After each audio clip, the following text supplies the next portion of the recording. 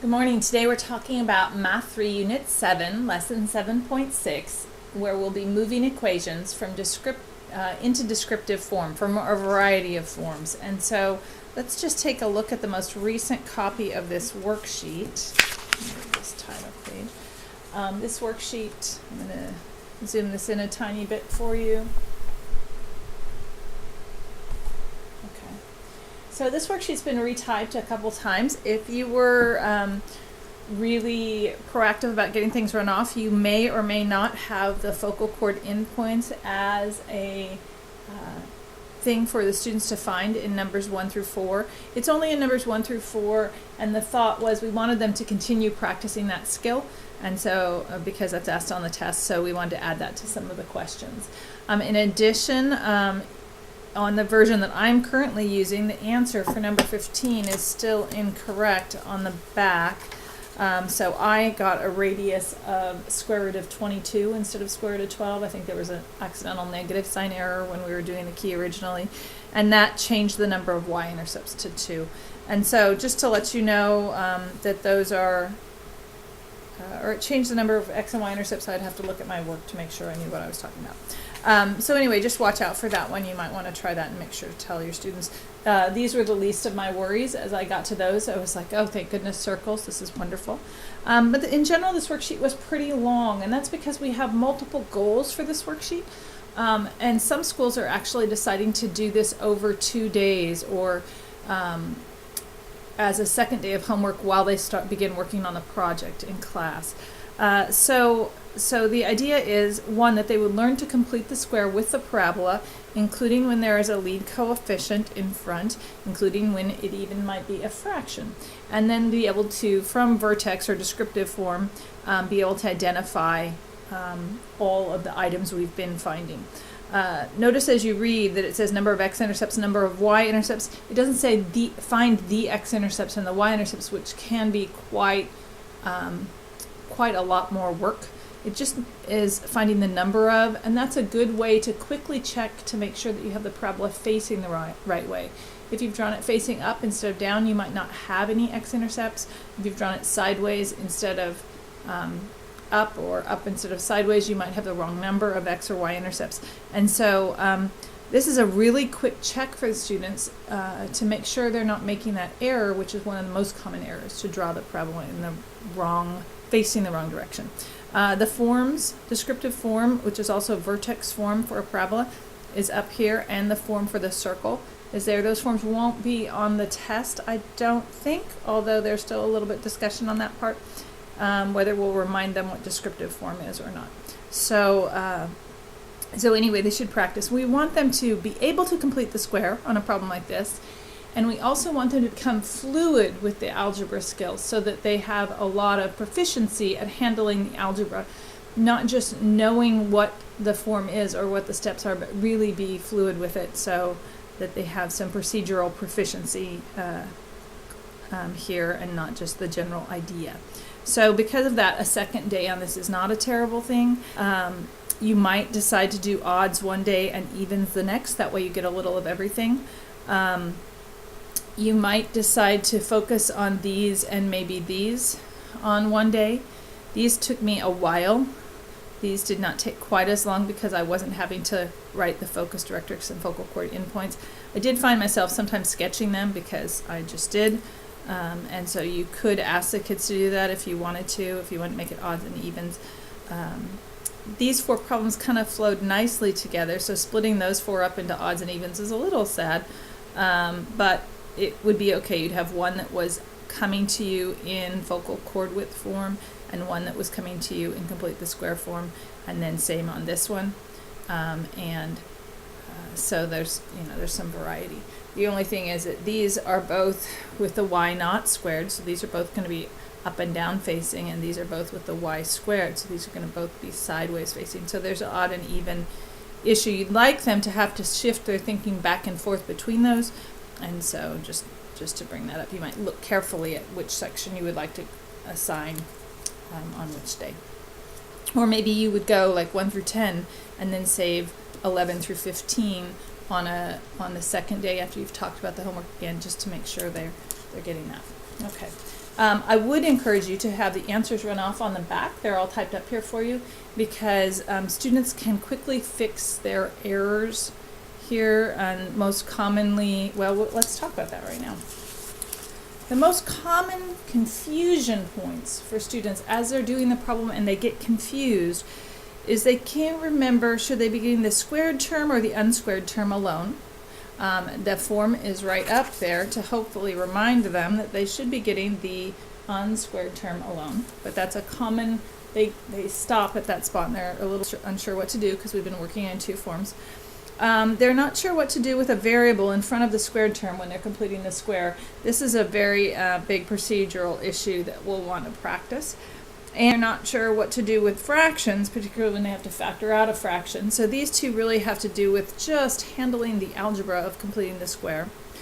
But then on the parabola, they also have trouble deciding which way the parabola faces, and if they're finding the focus and the directrix and the focal chord endpoints, they get confused, come back and forth between forms. 4c equals what? Should it equal the number or the reciprocal of the number? And so that's just a common confusion. So I'd say these two are very procedural, and these other ones, or these two are very procedural, and the other ones have more to do with getting mixed up between the two forms, and they need some time to sort those things out. So let's see what we have here. I would summarize somewhere in your notes, however you would like to, that in the focal width form, when we were using that in 7.3 and 7.4 in particular, the squared term was alone with the shift number. So something like this, y minus 2 squared, the squared piece alone. And 4c was this number that was in front right there. So if I was doing that problem, I would say this is in focal width form, the squared is alone. I'd say 4c equals 2. And c equals 1/2. And the focal width is 2. It's too wide at the focus. So that's what would happen in focal width form. But in vertex form, the single unsquared variable is alone. And so 4c ends up being the reciprocal of what's in front of the squared term. Or you might like to say 1 over 4c is the number in front of the squared term. Let me slide that up slightly. And so this entire worksheet focuses them on vertex form. And so they have this piece they know, and you need to get them to be able to work in vertex form. Now they may, what I did often as I was finding the focus, the directrix, and the focal chord endpoints, was I moved to this form just because that was what I was very comfortable with, having done all the other worksheets. It's not very hard to go back and forth, or maybe it was sitting in that form originally on the worksheet and I had changed it around. But if I was going to move this, they just need the algebra skills to move this into vertex form. So don't overestimate their ability to do that. What I tell them is, if I'm doing this one, I would first divide by this number in front. You could also distribute, but I would divide by the number in front and get the half, or multiply by the reciprocal of that number in front and get the half here. And then I just have an x plus 3, and then I would subtract the 3 over.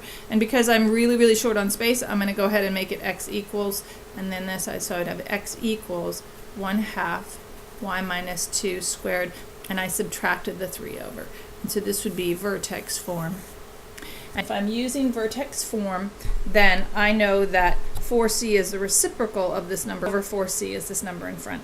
So if I was doing it this way, I would teach the students 4c equals 2, the reciprocal, or if I was doing it this way, I would say 1 over 4c equals 1/2, and cross multiply or multiply both sides by the common denominator to get 4c equals 2, okay, and be able to solve from there. So what you need to do is decide on one of these two ways and say that to your students. If you give them the option of both ways, that's just going to be another muddle, because they already have forms that are muddled and different things like that. So I would say decide the way that you find most comfortable. If you have always taught it this way, then maybe this is the way you're going to want to do it. If you haven't really taught this that much before, I would tell you that for some unknown reason, this is much simpler than this, even though we know that they're basically equivalent. The students not seeing fractions are happy with that.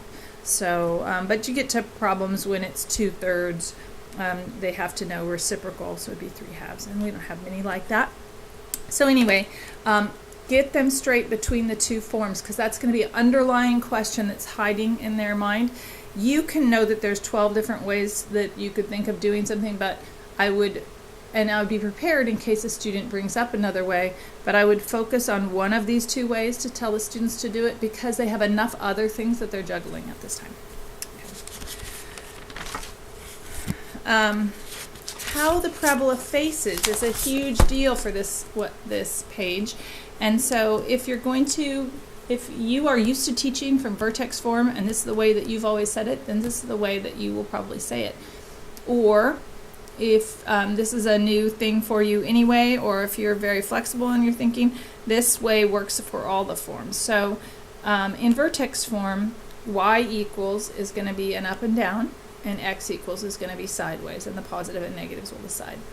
Or in either form, you have a x squared term and things are positive, the lead coefficients are positive, then it's going to be up. If you have an x squared term, the things are going to be down, and that would be whichever form it was in. So for instance, here I have an x squared term, and the lead coefficient here is positive. That would be facing up.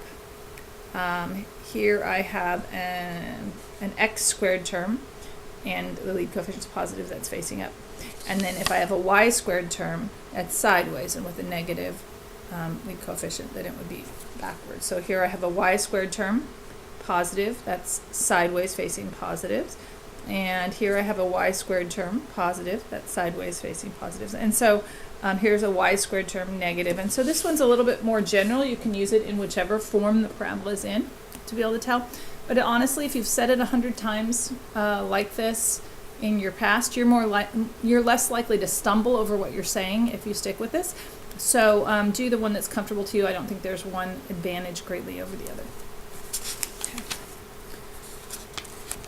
Now, some completing the square details, some procedural fluency things that we want to get the students to. One thing I pointed out, this is number 3 from their homework, they'll have trouble if there's a number in front. They need to know that completing the square happens when there's no lead coefficient on the x, or when lead coefficient on x is 1. If you haven't played with algebra tiles before, it's a wonderful thing to use to introduce completing the square. You probably did that already in the circle in 7.2, so I'm leaving that aside. But if you haven't played with that before, it's something that they'll be using at the end of Math 2 this year for completing the square, and it's a really nice lead-in. I've always had wonderful luck with students remembering how to complete the square and being able to visualize that after the algebra tiles. So anyway, we're going to say that you already taught that lesson and not worry. So what I tell my students is the squared variable I'm going to keep on one side, and I'm going to move the 53 over. So I'd have y minus 53 equals 2x squared plus 20x. Other people, just you need to decide what you're going to be comfortable with. Divide everything through by 2. Are willing to live with it. This is 53 over 2, and this is 1/2 y. That's fine with them. So I don't do it that way. That is another option. So my next thing that I would do is factor out the thing that's in front of the x squared, which is nice when it actually does factor out. If this was an odd number, I'd have a fraction. Everything would have been fractiony anyway. I'm not really sure that I'm saving anything by my method. And so the next thing that I'm going to do is figure out what I need to add to both sides. And because students so frequently forget to add to the second side, they're worried about making this a perfect square, and they forget that we need to add to both sides. I always draw a line there to remind them we are adding to both sides before they get caught up in the math. And then hopefully they have learned that they're going to need to take half of this number, 5, and square it, 25.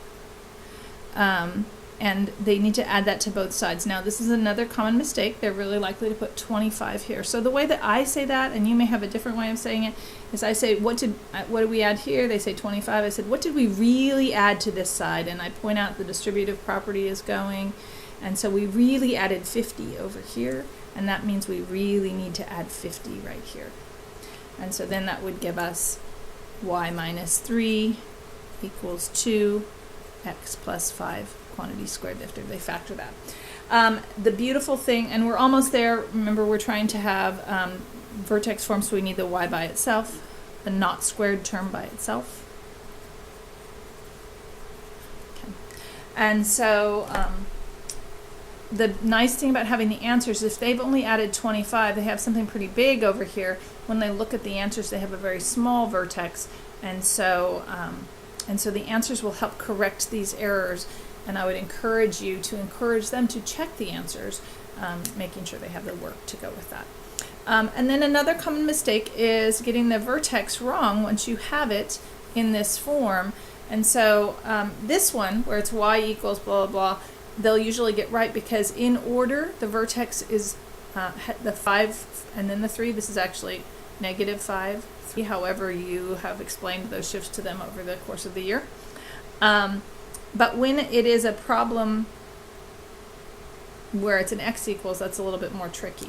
I also tell them, by the way, that the line of symmetry is whatever's in here, so that they with that line of symmetry. So I would say my axis of symmetry or my line of symmetry, some of you say LOS, that's fine, would be in this case x equals -5. Okay.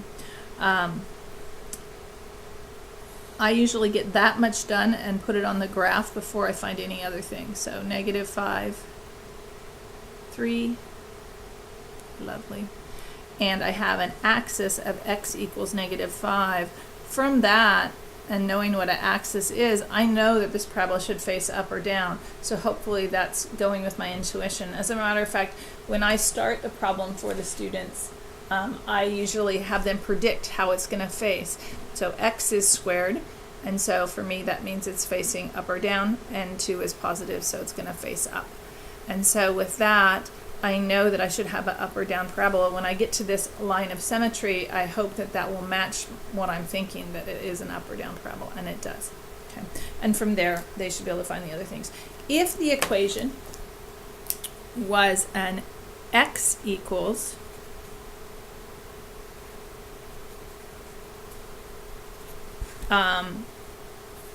students will often get this vertex wrong, because as they read, they want to put the 5 first, and it's always been whatever was first was the first number of the vertex. They haven't really thought, or they potentially might not have thought about that this 5 is shifting the y, and this 5 was shifting the x. And so it's something worth talking about and pointing out and having them really think, now which of these numbers goes with which thing? And this 5, which -5 would be right there.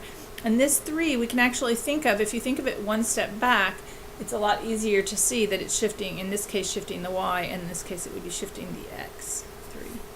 So I will almost always have a question, what's the vertex of this? And have the answers in every possible order, because they will tend to miss that. So it's a test question I would expect as we do that. And then my axis of symmetry, or my line of symmetry, whichever you prefer to call it, is going to be what's in here. So in this case, it would be y equals -5. And when I had that same graph, +3, 1, 2, 3, -5, 1, 2, 3, 4, 5. My axis of symmetry is y equals -5, and that goes with the fact that since I have a y squared term, I should be having a sideways parabola. Since the 2 is positive, it should be facing the positives. And so this makes sense that the parabola would go like that. So I encourage you to have them predict what it'll look like before they ever get bogged down with their algebra. And then after they've found the vertex and axis, begin to graph it and see if that's matching the prediction. If it's not, probably one of these is wrong, and before you go and get everything else wrong, you might as well fix that. And so that's my encouragement for those details. The other problem that you will see students have is problems with a fraction. What I just did is especially confusing if we're dealing with a fraction. So let me just show you. If I was going to leave, I have x's here, I'm going to leave them on this side and move the 12 over. This would be one way to do it. Again, a lot of times it's nice to tell students only one way, because then that's only one thing they have to remember. And so if I was going to do it the way I did the last time, I would want to factor out the number in front of the x squared. And you have taught long enough, if you've taught more than 3 days, to know that this is going to be a problem for the kids. That factoring out a 1/3 from 4 is really challenging for them. So if you want to try to get them to do it this way, then you have to think, well, what would this have had to been so that when I multiplied it by 1/3, I came out with 4.